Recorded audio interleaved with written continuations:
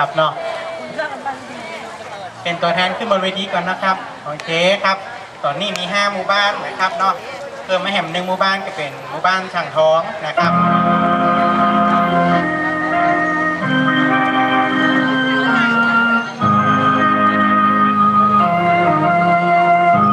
กิจกรรมสุดท้ายนะครับในส่วนของการวัฒนธรรมเกษตรปีใหม่เมืองปีนี้นั่นก็คือลำวงย้อนยุคนะครับครับช่วงนี้นะครับก็จะเป็นช่วงของการไหว้ครูบาอาจารย์นะครับของพระนองนางรำนะครับขึ้นเหนือสีสาวจะขอยกมือไหว้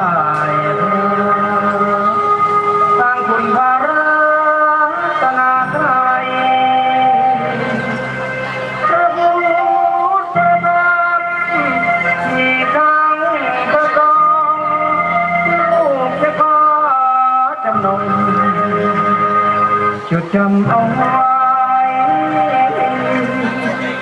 ขอให้คณะเราดูแลศึกษาของเราจงอยู่สุขดีชั่วกาลนานเถิด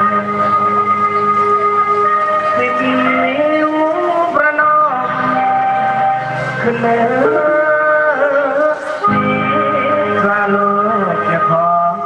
ยกมือไหว้เธอทางคุณพระรัตนตรัยพระพุทธประจำมีครั้งประสงค์ลูกจะขอจำนนจดจำเอาไว้ขอให้คณะดูแลศึกษาจงอยู่สุขดีชั่วกาลนานเถิด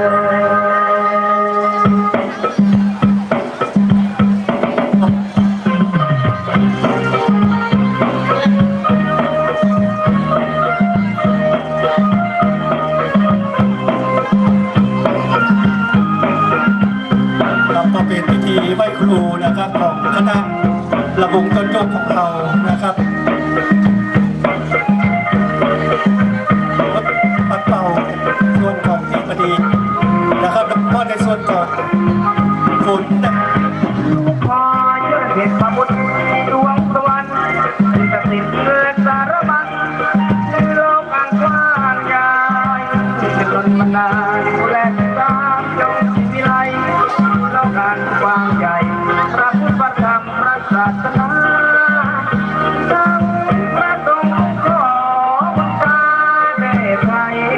เวลา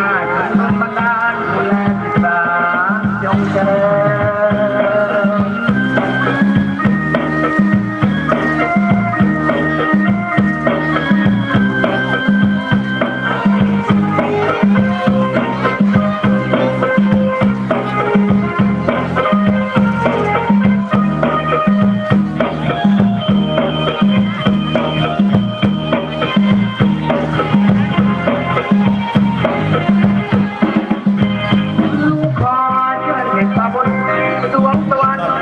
นะครับก็เป็นช่วงมีมันนะครับในส่วนของทีมปรับปรุงย้อนยุคนะครับทุกทีมนะครับความใหญ่พระพุทธพระธรรมพระศาสนาพระดงขอวันตาในไทยเวลาจงรักมานานเวลาที่สามจงเจริญ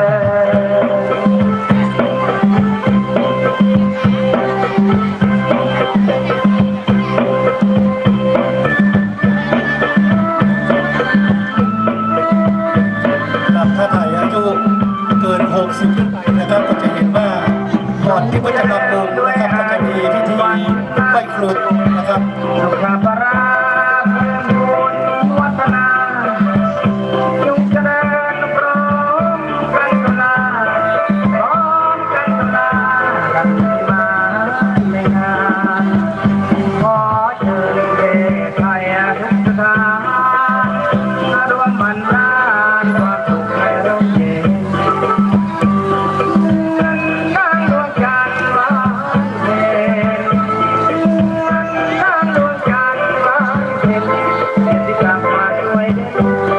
ไว้บูชา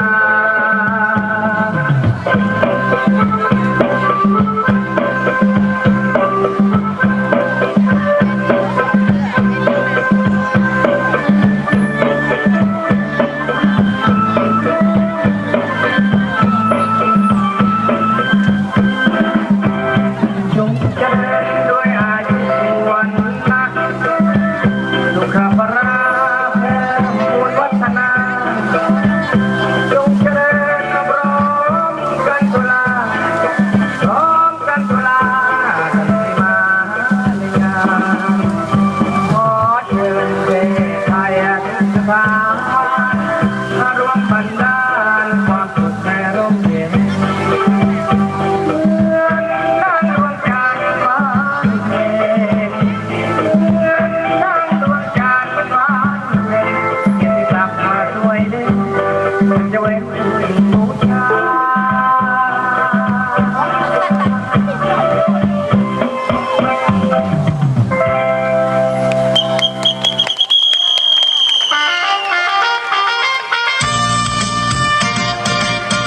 ลงพักผ่อนกันตามอัธยาศัยสักครู่หนึ่งนะครับขออนุญาตได้ชิลกินเตอร์นะครับ พอดีเดินทางมาถึง